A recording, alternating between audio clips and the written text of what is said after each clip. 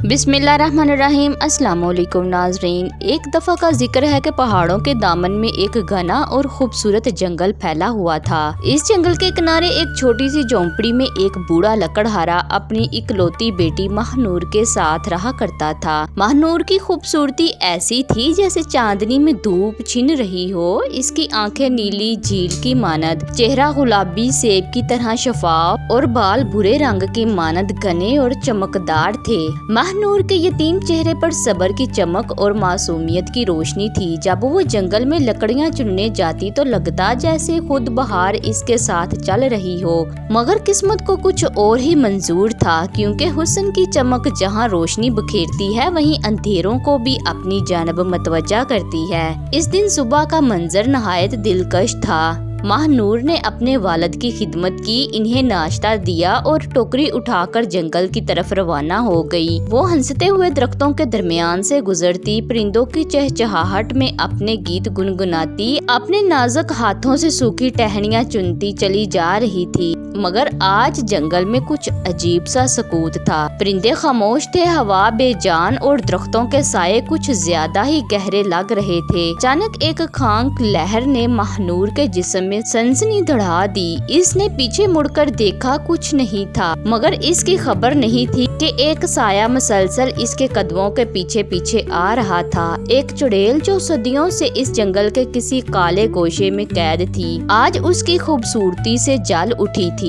महानूर ने जैसे ही एक दरख्त के नीचे बैठकर दम लिया, अचानक जंगल के दरख्त झूमने लगे, आसमान पर बादल छा गए और फिजा में ठंडक बढ़ गई। दरख्तों के दरमियान से एक बदसूरत झुर्रियों भरा स्याह चेहरा नमूदार हुआ। इसकी आंखें अंगारों की मानद दहक रही थी। चुड़ैल हंसी, कितनी हसीन हो तुम, तुम्हारी खूबसूरती मेरी बदसूरती को गाली देती है। आज तुम्हारा चेहरा मेरे साए में दफन होगा। महानूर खौफ से कांपने लगी, इसकी जुबान बंद हो गई, कदम जैसे जमीन से जकड़ गए। चुड़ैल का साया इसके गिर्द लिपटने लगा और इसका वजूद अंधेरे में ढलने लगा।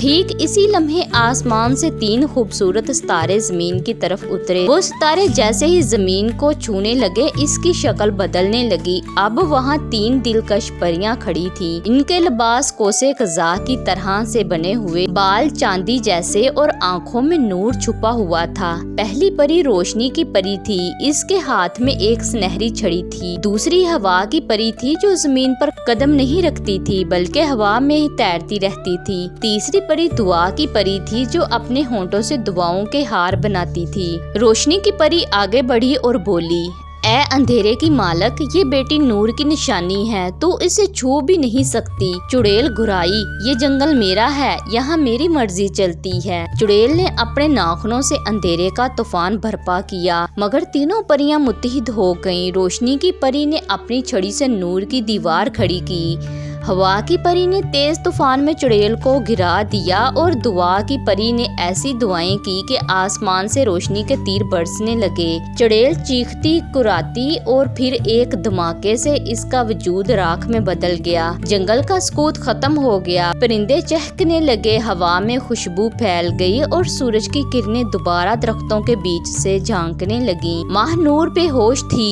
तीनों परियों ने इसे सहारा दिया और हवा की परी ने अपनी चादर में लपेटकर इसे झोंपड़ी के करीब छोड़ दिया। जब महानूर की आंख खुली तो वो अपने वालिद की बाहों में थी। इसे ऐसा लगा जैसे सब एक ख्वाब था। जब इसके आसपास कुछ चमकदार पर सुनहरी रोशनी के जर्रात और एक खूबसूरत खुशबू थी जो बता रही थी कि वो सब सच था। इस दिन के बाद महानूर कभी जंगल में अकेली ना गई, मगर वो हर दिन सूरज को सलाम करती और दिल में इन 3 परियों की शुक्रगुजार रहती। इसकी मासूमियत ने आसमान की मखलूक को भी इसके तहफ़्फ़ुज़ के लिए जमीन पर भेज दिया था। ये कहानी हमें सिखाती है कि हुस्न सिर्फ चेहरे का नहीं, नीयत का भी होता है। नेक दिल इंसानों की हिफाजत के लिए हमेशा कोई न कोई गैबी मदद आती है। परियां इसी जमीन पर मौजूद हैं, कभी रोशनी में, कभी दुआ में और कभी किसी बेजुबान के आंसुओं में। दोस्तों, ये थी हमारी आज की कहानी। अगर आपको पसंद आए तो इसे लाइक करें और चैनल को सब्सक्राइब करें। जज़ाकल्लाह खैर।